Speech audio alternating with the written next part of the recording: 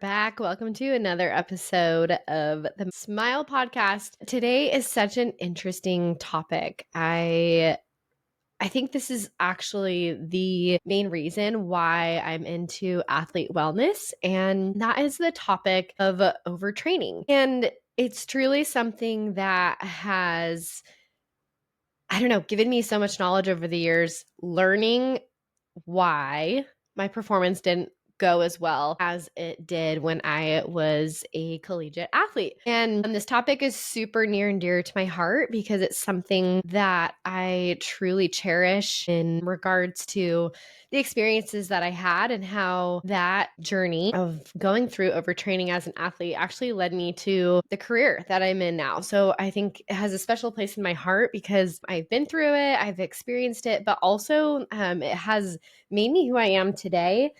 And I'm really excited to share the knowledge of some of these things that coaches and athletes should be looking out for. And my goal today is to share my experience, help you recognize signs, and give you practical tips to avoid overtraining.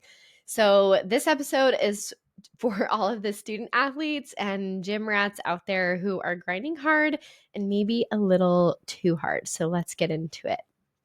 Overtraining is something that is not commonly talked about. And as a track and field athlete that was spending so much energy, expending so much energy every day without refueling and recovering properly, it's no wonder why my performance tanked and I spiraled into depression. It's just crazy when I look back at it. It's just so obvious. But my scholarship was threatened and I blamed myself constantly for not being good enough. The negative cycle was just devastating. It was not healthy. So I'll never forget sitting in my sports nutrition class. We were learning about the topic of overtraining.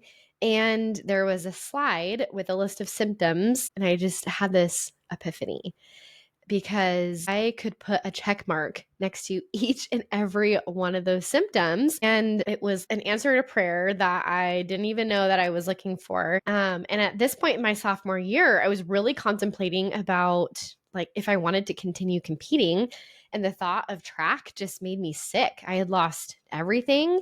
Being a good track athlete was a huge part of my identity. And I was losing that more and more every day, which led me into an unrealized depression. And my life felt like it was falling apart. And so this PowerPoint presentation was a complete answer to prayer. It finally gave me what no coach or trainer or doctor picked up on or could figure out. That was my answer. I was overtrained. My body and my mind were maxed out from track and school. I was sick constantly. I couldn't sleep. I cried on the phone with my parents all the time.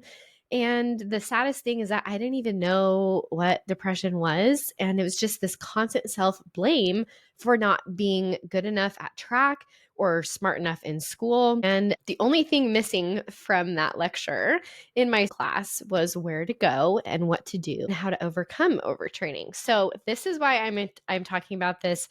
So this is for all the athletes and coaches out there. And even if you're not an athlete, but you are actively working out, these are super important principles to recognize that our body does have limits and we need to recognize those limits. So some of the signs of overtraining is the first thing I'm going to talk about. So for me, I started with constant fatigue, no matter how much I slept. I woke up tired. I was getting sick constantly. I was unable to keep up with workouts as well as my performance goals. And my performance really plateaued. There were certain races like I was faster in high school than I was in college. And then mentally, that was like really, really hard. And I was completely drained. School was very challenging at BYU. And like I did not get like get into the school on my own. It's very academically competitive. And college in itself, no matter where you're going, is just a different style of learning. And it was something that was really challenging for me in general. So those two stresses combined, physically and mentally, I was exhausted and had really so hard on myself for not being able to keep up with everything and everyone around me. And these are all red flags. So here are the common signs that you should look out for. Persistent muscle soreness. So this comes when your body and your muscles aren't recovering after hard workouts. So you are just constantly sore. And I know as a track athlete, our workouts are so tough that we're training super, super hard every day. So it's kind of hard to acknowledge when our muscles are sore and when they're not. And I don't think we had as many recovery days as maybe we should have, or for me specifically. So that also led to difficulty sleeping and irritability and mood swings. And so these two things put together, the difficulty sleeping and mood swings and irritability, these come from different hormone changes and also when your body's not getting enough nutrition. And it is truly something that is really important and that we'll dive into a little bit as to refueling your body. You wouldn't drive a car that is empty on gas. So we need to think of ourselves and our activities as things that we need to eat to fuel for. And I'll talk about that a little bit later. So the difficulty sleeping and the mood swings can come from from low energy availability. And so this is something that we need to be careful of, that we are replenishing. So those are some of the signs of difficulty sleeping and mood swings. And then frequent injuries. I feel like I constantly had little nagging injuries all the time. And once again, that comes from our bodies not being able to recover as they should. So for those muscles to have the proper fuel and the proper time, or the proper modalities to help it replenish itself and to rebuild that broken down muscle. And towing and declining performance, that was something that was obvious and that I wasn't able to keep out with workouts, but it was something during season that I recognized, like I just kept hitting these walls and unable to the times and things that I was training so hard for.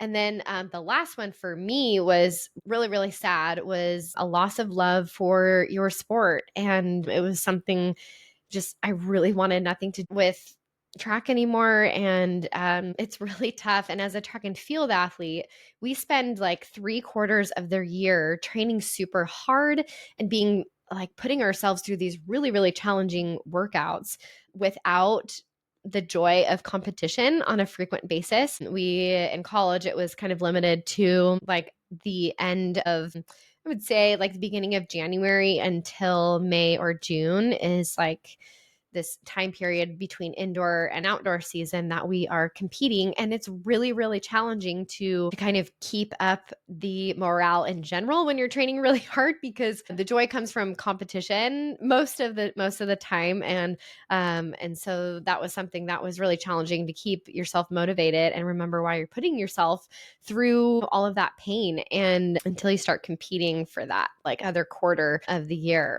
It does make all the hard training worth it, but sometimes we need something to help balance like why we're working so hard, and to remember why we're putting ourselves through so much physical pain every day. And so if any of these symptoms sound familiar to you, it might be time to reassess your training plan, which is going to lead me to tip number 2, which is training smart, not just training hard. So when I was training, it's just common to think that the harder you work, the better you'd perform. And as it turns out, it's not always true. So pushing hard too fast can lead your body to breaking down. So this ultimately comes down to your strength and sport coaches for their knowledge of training. But here's some things to look out for yourself, and that maybe you can approach some of your coaches to help you with.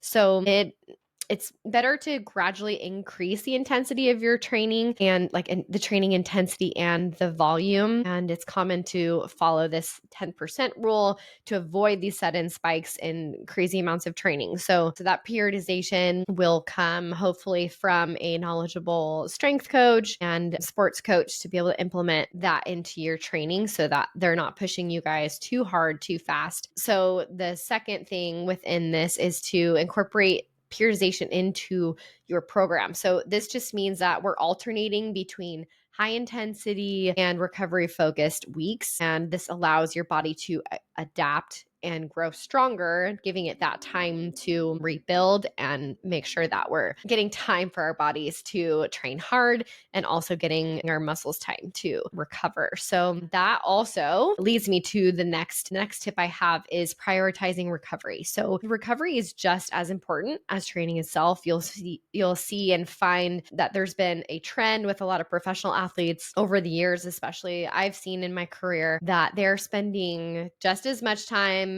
in, if not more time, in recovery and taking care of your body than they are training. And so this is really important because I learned this the hard way because we rarely had a rest day and my body never had a chance to repair and rebuild, which eventually leads to nagging little injuries. So here's some things that you can do to prioritize that recovery. And the first thing, of course, is sleep. We want to aim between 7 to 9 hours of sleep. It's really, really challenging as a student athlete to manage all of the things that you need to do outside of training, outside of practice. You have school, and outside of that, you have family and extracurricular activities and all these other things. And so it is really hard to balance all of this, but sleep has to become your priority. That is the foundation of your recovery. And I will talk all about sleep another time, but this is something that you need to make sure that you're prioritizing. So the best thing that you can do for your sleep and your body is have the same sleep and wake time. So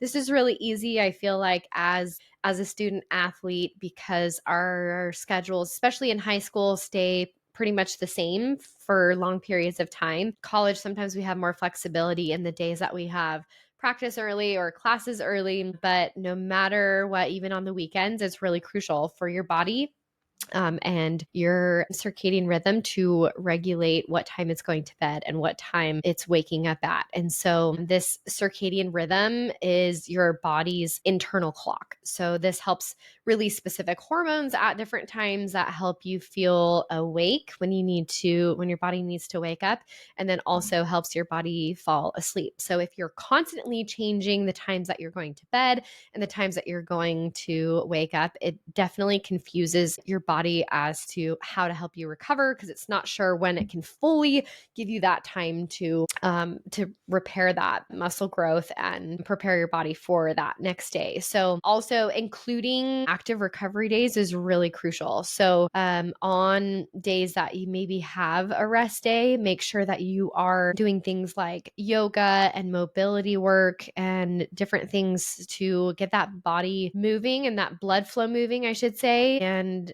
that way we can kind of stimulate this recovery by moving that blood flow and lymph around to be able to help expedite that healing process. So some of these recovery activities include mobile swimming, just stuff that's like really low impact. So it's kind of good to pick just a mellow cross training that you can do on these other days. Maybe that's cycling to give your body a break from running, and then using tools like foam rollers, massage guns to release muscle tension. And then especially for my college athletes out there, take advantage of all of the amazing modalities that your sports medicine team may have in the training room, like ice baths and compression machines. I know some high schools have access to this, but also maybe something to look to invest into if you want to take your training to the next level and you don't have access to that through a sports medicine team, something to look out for. So this leads me to the next portion of recovery, which is nutrition. So nutrition is an area that I completely overlooked early in my career.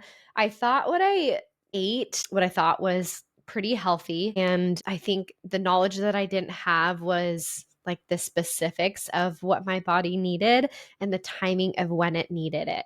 So I thought training was just enough and I ate when I could, and we're just constantly running around from practice to class and all these things. And I didn't realize that the timing of nutrition was just as important, if not more important than kind of like what I was eating in general. So here's some tips on how to balance that. So some of the things that you need to look for before, during, and after training and overall in your diet is a balance of balanced meals that contain protein, carbs, and healthy fats. So these are your macronutrients. You'll hear that word being thrown around on social media. And I never necessarily counted my macronutrients and kept track of that. Maybe that's something that just with technology has improved. There's really easy ways to do that. And I think it's important to remember to have a healthy relationship with that kind of thing, because sometimes we can become obsessive as to counting our macronutrients and all of these things. I think just doing your best, especially with what you're given. Sometimes you're on a meal plan and you don't have many options, but do your best to get your carbs, your protein, and your healthy fats to replenish yourself. So carbs in general, give yourself and replenish your energy. So it's important to have a little bit of carbs before you're working out and afterwards, because especially for us athletes that have, sprinting and short bouts of energy that we need to use, carbs is going to be that first that first line that our body goes to for energy. And so protein will definitely help repair your muscles, and fats just support overall health and have different roles in that as well. So, like I was saying, the timing of your meals and snacks, for example, a post-workout meal with protein and carbs within 30 minutes, especially for women, can speed up that recovery. I've talked about this before, but women specifically have 30 minutes. They say maybe up to an hour, but I just like to say 30 minutes because it's just emphasizing to eat as soon as you can after a workout to maximize this recovery window. And I think when I would just train so hard from 9 to 12, and then you go into the training room and you ice and you do all your things, and then you shower and you get ready for school. And then you're off to class, and it doesn't really leave a lot of time to be able to go sit down and eat. I think preparing for those days when you're not going to have a lot of time in between practice and class, making sure that you are packing a lunch, making sure that you have access to a protein bar, something that you can eat is better than nothing, because you'll go sit in class for another few hours and then your body will just pretty much go into starvation mode and goes into a catabolic state. So what that means is that your body's looking for fuel sources, and it's kind of in this emergency mode where it will actually start pulling from your own muscle stores because you have fuel in your muscles. Then that leads to this breakdown of this, tied into this low energy availability, to where our body is in an emergency state looking to itself for its own fuel, and then that's breaking down muscle tissue even more, decreasing our ability to recover and leading to more injuries, lack of sleep, all of those things. So it's really important to eat when you can. I know 30 minutes sometimes isn't practical, but plan ahead and you're going to see your recovery really improve. So women specifically 30 minutes, guys, you have a little bit longer, but I would say why not eat as soon as possible? You're going to feel better. I'm sure you're starving after practice anyway. So just a good routine to get into is eating as soon as you can after a workout. So avoid fasted training as well. You guys, as someone that definitely does not like to work out or compete on a full stomach, I like to compete more on an empty stomach. Just know that it doesn't take much food beforehand to give you the right energy that you need for practice, whether that is just like a banana with peanut butter, something super simple. You want something that's really easily digestible, like a smoothie. It's usually like a protein smoothie, a protein shake in the morning is kind of my go-to. I can't really stomach anything else early in the morning, but you do need to give your your body that energy that it needs to complete the workout. So you don't need to have this huge breakfast.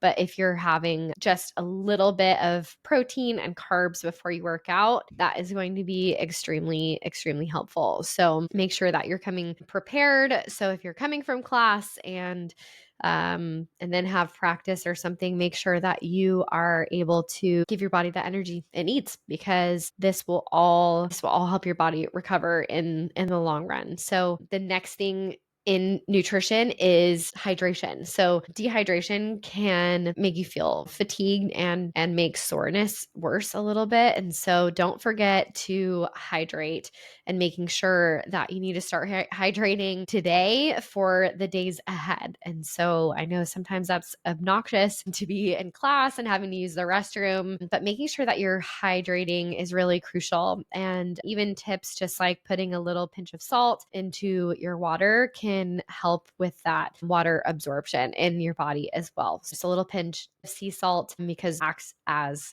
electrolytes. So this leads me to my next tip, which is balancing stress and life outside of athletics.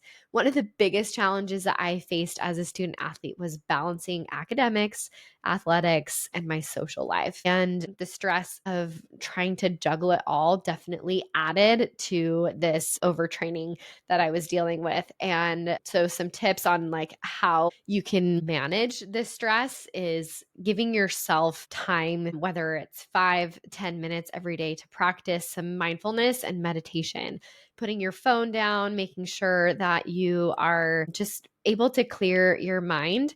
And seriously, just like 5 minutes a day can help. And so for me, as someone who is Christian and have a relationship with God, I really like to spend time in the mornings to journal and pray, and maybe read a scripture and just kind of set my mind in a positive place. I do this now, but this is something that I did not make time for, which is kind of ironic because I was at a religious school. But it was something, we did have religious classes, and so we studied scripture in some of our classes. Once I did start doing that, that kind of gave me a sense of purpose, a sense of just relief a little bit when I did pay attention and make time for journaling alongside with that prayer and scripture reading.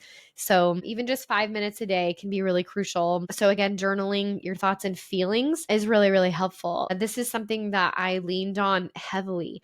And this journaling for me is a way to communicate with God. And I find that it's hard to get my mind to slow down. And so I don't necessarily do the best with sitting down and meditating. But I think journaling and writing down gratitude and those types of things really force my mind to be focused on one thing. I think it's a little bit of ADHD that it's hard to get my mind to slow down, but I found a way that works for me to be able to kind of give my mind a mental break from consuming so much on my phone. But back then, I spent a lot of time in my journals, especially on Sunday and at church. It was a place where I just wrote out how I was feeling. It's really interesting to go back and read my journal from those times. It breaks my heart because I was hurting so bad inside, and I was really trying to make some decisions. Do I stay and compete? I was really miserable. And the second half of my sophomore year is when I was really contemplating on quitting and doing something else. I had a couple options of the table. I wanted to potentially transfer to BYU Hawaii or go to massage therapy school, which came up. And so I wound up finding my path through journaling. I got those answers that I was looking for from spending that time in my journal and being able to I have pros and cons lists that I wrote in my journal and that I emailed myself. I spent so much time thinking about the decision to stay and keep competing or do something else because I just was genuinely not happy. So journaling is something that ultimately led me to making that decision to drop competing and drop my scholarship and go to massage therapy school. So, and that was where I was meant to be at that time. So, journaling definitely is a great way to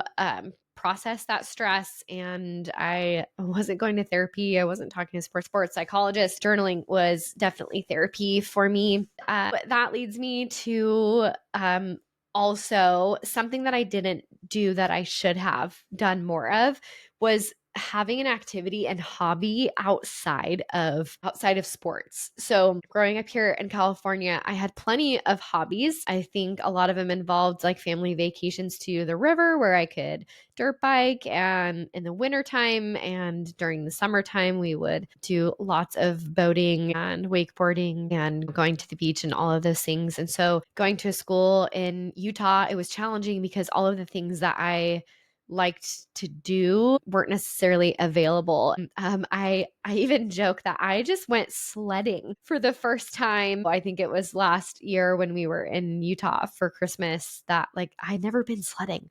I lived in Utah. I hated the snow, but I never gave myself the opportunity to enjoy activities outside of my sport. And so I think that during the wintertime, it was just hard because snowboarding and skiing is so expensive. I didn't always have a car. And so I think that's something maybe I should have done more, but also it was so physically challenging to balance anything else outside of track that was physical, because it was just we were just training so hard all the time. Just doing anything physical outside of that was a lot. Something I definitely wish I would have changed, no matter where you are, and if you're looking at schools and where you're going to potentially be competing at in college, make sure that you are in a place and a physical environment that you can enjoy things outside of your sport. I think that's really, really important.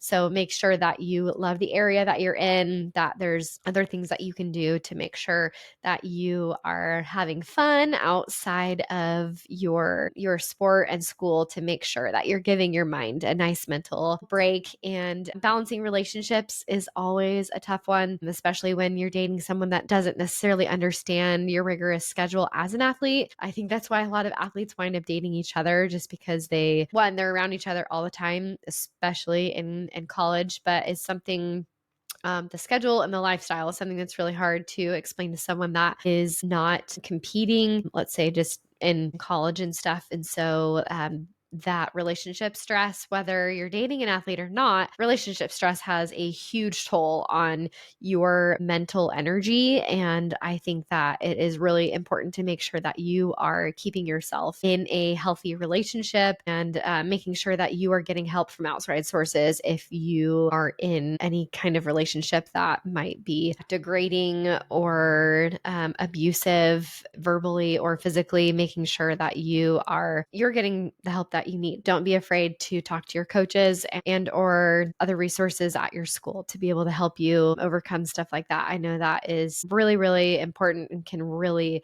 take a toll on your mental energy, which then makes you physically tired. So just a few tips, word to the wise, on some of those things. The next tip that I want to get into is monitoring your progress and communicating with coaches. So something that when I was at BYU, I had a sports psychology journal. I didn't necessarily keep like really good track of my progress, but in the weight room, we wrote things down on the numbers that we were hitting, and then just kind of had a mental idea of where we were at. But communicating with your coach or coaches is really crucial. And I think keeping a training journal to monitor how you feel, how you perform, and how well you recover is really invaluable. And I did this because it was a sports psychology assignment, and it wasn't necessarily something that I really understood how it would benefit me. So looking back, I had all these great resources. And to be honest, I just was clueless on how this was supposed to help me. And looking back in my sports psychology journal, I was so negative. I was so focused on everything that was going wrong rather than the things that I was achieving and the things that I was doing really well. So that was just mindset training for me, that I really had a hard time seeing the positive things. And so that definitely didn't help my performance. And another thing that, ladies, you should be tracking is your menstrual cycle. And I've had several other podcast episodes talking about the different phases of your cycle and what to look for during each phase, which has mental and physical changes that can either help or hurt your training. So make sure that you are learning about these phases and how to match your training and recovery accordingly, because it will make the world of difference. And you can communicate this to your coaches, and it's just really important to track how you are feeling during different times of the month. And then you can be to yourself mentally and physically to make sure that you aren't overexpending yourself when, say, you are in a high hormone phase and all of your energy is going into prepping your body for your period. And it makes so much more sense and has truly helped me after I've applied this in later years. It was never talked about when we were in college and when we were competing. And so something I definitely wish I would have known about earlier. So ladies, make sure that you're taking advantage of that. I talk about all sorts of good resources as far as apps to be able to track this and stuff in previous podcast episodes. So go check those out. So I think one of the things that I struggled with, I was just really shy, and I didn't necessarily have the best relationship with my coach. I was teased that I was one of the foreigners because I was from California, and it was kind of just this playful relationship. I didn't really have that bond and that connection that maybe I could have to feel comfortable to have a one-on-one conversation that I just wasn't feeling good. Part of it is on my end for just being like really, really shy. And I tend to isolate myself when I'm having a problem. I have always struggled to ask for help from professional or like authorities, teachers. So I would just let myself sit in isolation instead of asking a question that would help me understand or help me connect on something that I could do better to understand what I was going through or understand how I could help myself. So that was on me, but find someone that you can connect with, and don't be afraid to speak up if something doesn't feel right. A good coach will adjust your training plan to be able to meet those needs, and world-class resources at my fingertips. I had our head coach wind up leaving to go to the Olympic Training Center from the same year that I quit. He was incredible wealth of knowledge. We had a sports psychologist who went on to work with Red Bull athletes and Olympians. And these are people that I was around all the time and people I took classes from that I just didn't understand. It just wasn't clicking at 18, 19 years old. I wasn't quite understanding how to utilize these resources. So one, I was too shy to ask for help, but I just didn't know how to recognize what was happening within me. And then maybe I would have asked for help if I had the knowledge. So this is why I am bringing awareness to something like overtraining, because it's like depression. It's not a broken arm that you can see. If your arm is bleeding or broken, someone is going to come up to you and say, "Oh my gosh, are you okay? How can we help you?"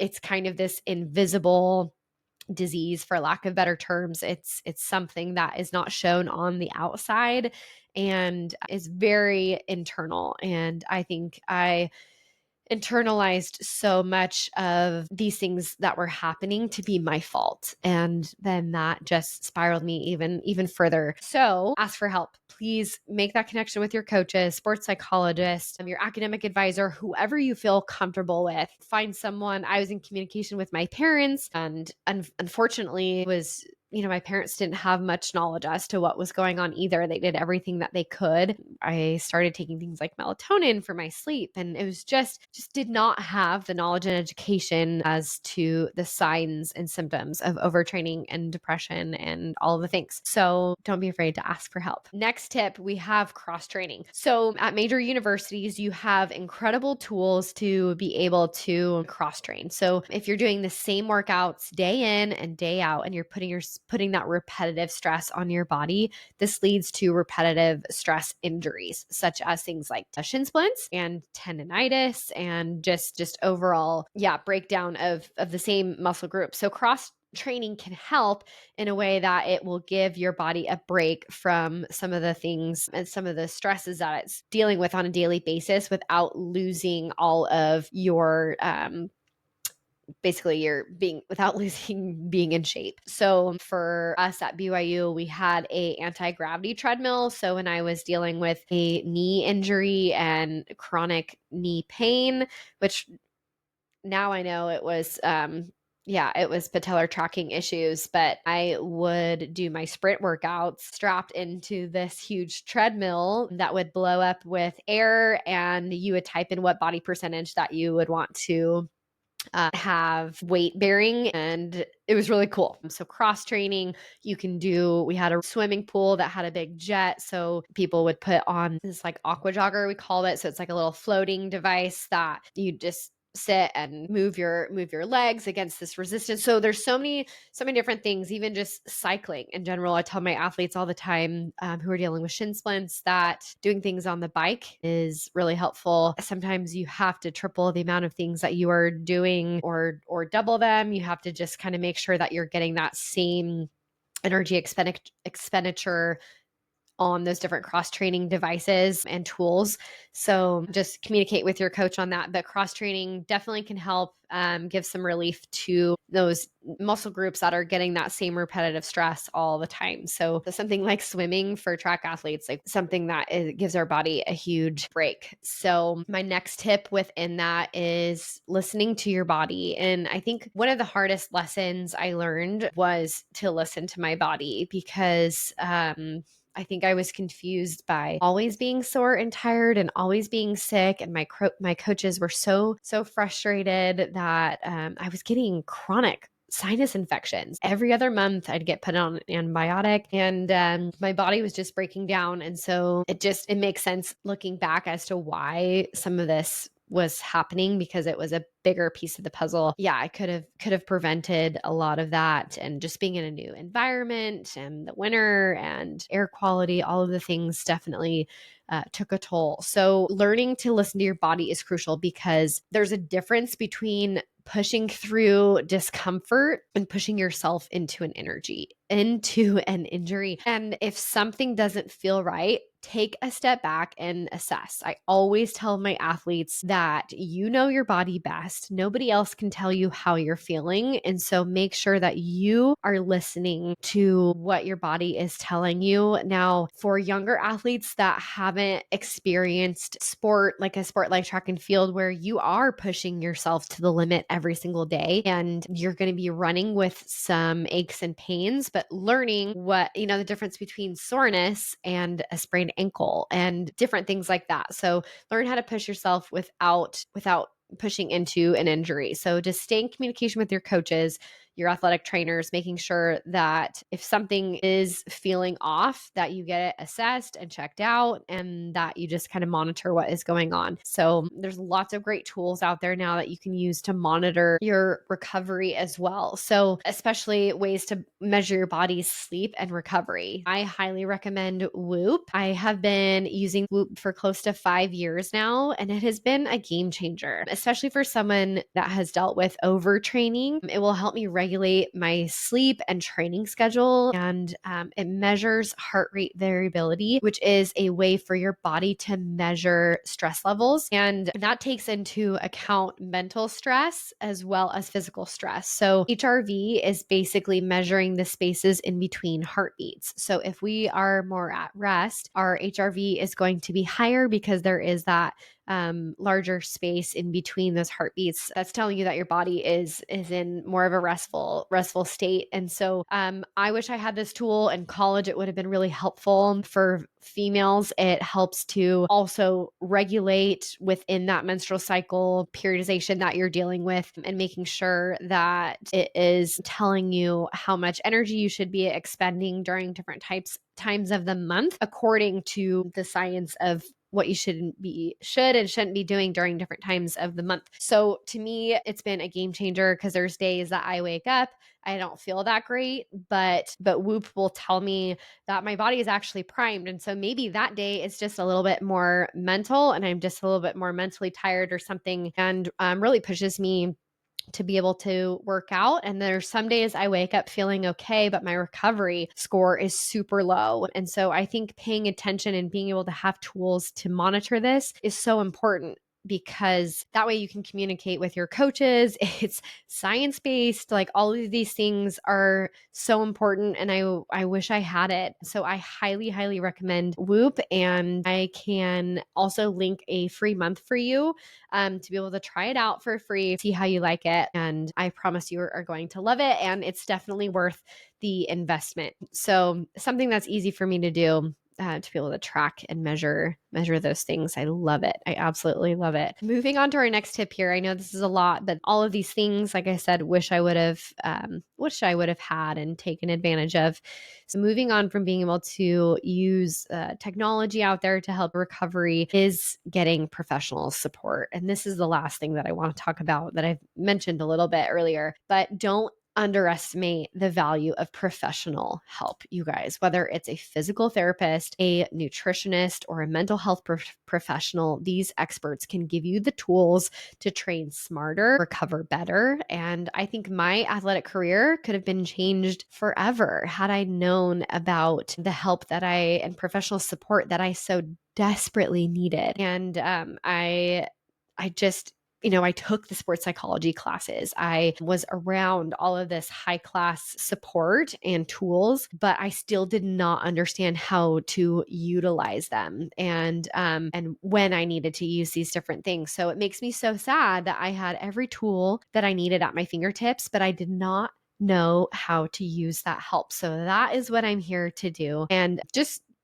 to wrap things up, I really think that overtraining is something that is overlooked and something that I wouldn't wish upon any athlete. It ultimately led to me quitting, which was the right decision for me at the time. But I have spent my whole professional career learning about what happened and how I could have done things differently. And so that has led me into this profession and this space of holistic athlete development. I think it was a godsend for me to be able to go to massage therapy school and learn about these alternative healing mechanisms and just this alternative holistic health that is now so popular and mainstream. I think it was the right thing for me, and that God has been preparing me to be able to help you and so many other student athletes or people that are wanting to push their bodies physically to make sure that they are taking care of themselves. And it's something that I am so passionate about. And that if I could go back and turn back the clock, I so wish that I had all of these tools and that I had access to podcasts and things to be a student of my sport. And it's